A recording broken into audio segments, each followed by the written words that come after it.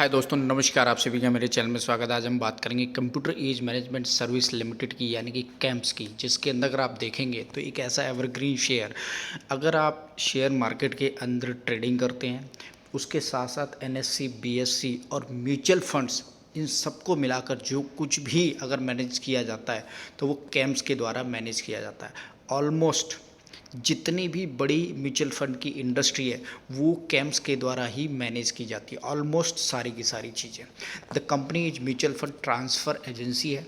अगर आप यहाँ देखेंगे तो अगर आप शेयर मार्केट के अंदर है और म्यूचुअल फंड, इस समय अगर आप देखें कई सालों से एसआईपी सही है क्या, इस तरह के काफ़ी सारे एड्स देखे होंगे। और म्यूचुअल फंड इंडस्ट्री इस समय लगभग 65 ट्रिलियन से भी ज़्यादा की बढ़ गई है, और उसके अंदर 68% तक का पोर्टफोलियो सिर्फ अकेले इसी कंपनी के द्वारा मैनेज किया जाता है। तो यहाँ पर आप देख सकते हैं किस हिसाब से यह company, the company is a mutual fund transfer agency, it provide investor service, distribution service and asset management company, AMC service provide कराती है। तो यानी कि आप अच्छी तरीके से देख सकते हैं कि जो कंप्यूटर एज यानी कि कैम्प्स की कंपनी है वो एक तरीके से मार्केट के अंदर जो भी डिस्ट्रीब्यूटर नेटवर्क है म्यूचुअल फंड्स का, उसको मैनेज करती है। और आपने कई बार देखा होगा जो भी मेल वगैरह आते हैं ना, वो कैम्प्स की तरफ से आपके ऑफिशियल मेल आईडी पे आते हैं, जो भी आप इन्वेस्टमेंट करते हैं।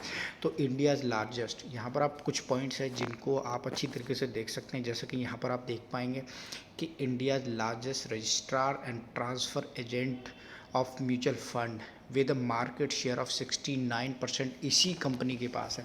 अदर कंपनियों के पास भी थोड़ा बहुत है, लेकिन कैम्प्स के पास सबसे बड़ा एसेट है म्यूचुअल फंड्स को मैनेज करने का। और यहाँ पर आप अच्छी तरीके से देख सकते हैं सर्विस इसके अंदर क्या क्या आती है। इस तरह से आप देखिएगा, कैम्प्स जो प्रोवाइड करता है technology based service including dividend processing, transaction organises interface, payment, transaction execution, dividend processing.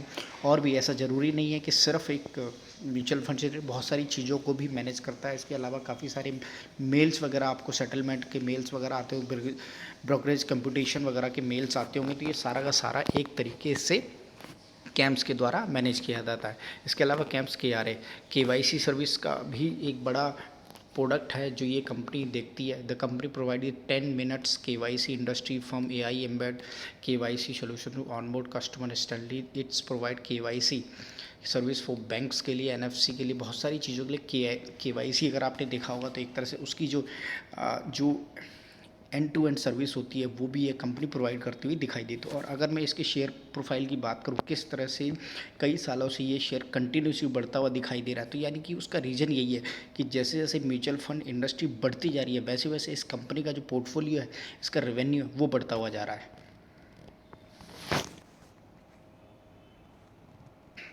Chart खोला हुआ है, इसके अंदर आप देख सकते हैं आज भी ऑलमोस्ट 4% तक की तेज़ी नज़र आती हुई नज़र आ रही है। उसके साथ साथ 5 दिन के अंदर 11% तक के रिटर्न, अगर ईयर टिल डेट की बात करें तो 93% तक के रिटर्न इस शेयर के अंदर दिख रहे हैं। यानी कि ऑलमोस्ट एक साल के अंदर 76% तक के रिटर्न इस शेयर ने दिए हैं। इसके साथ साथ अगर 5 साल के चार्ट को देखेंगे तो यहाँ पर आप आराम से देख सकते हैं कि किस हिसाब से इस शेयर ने लगभग इस 2022 में ये 2255 रुपये का था, और इस समय ये डबल से भी ज़्यादा होता हुआ नज़र आ रहा है। यानी कि एक तरीके से इस शेयर के अंदर इस समय काफ़ी अच्छी ग्रोथ देखने को मिल रही है। और उसका रीज़न है कि पिछले कुछ सालों से म्यूचुअल फंड इंडस्ट्री धीरे धीरे बढ़ती हुई नज़र आ रही है, और उस म्यूचुअल फंड इंडस्ट्री की जो ग्रोथ है, और वही रीज़न है कि इस शेयर के अंदर कंटिन्यूसली इस समय बढ़िया ग्रोथ के साथ रेवेन्यू जो है वो बढ़ता हुआ जा रहा है, उससे साथ साथ इसका जो प्रॉफिट है वो भी बढ़ता हुआ दिखाई दे रहा है।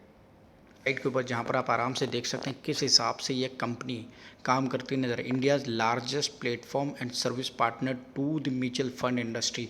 अगर म्यूचुअल फंड इंडस्ट्री के मार्केट कैप और साइज़ की बात की जाए तो यहाँ पर आप आराम से एनालाइज लगा सकते हैं कि किस हिसाब से ये कंपनी 68% मार्केट शेयर के साथ टॉप पर बनी हुई है, मार्केट शेयर जो है।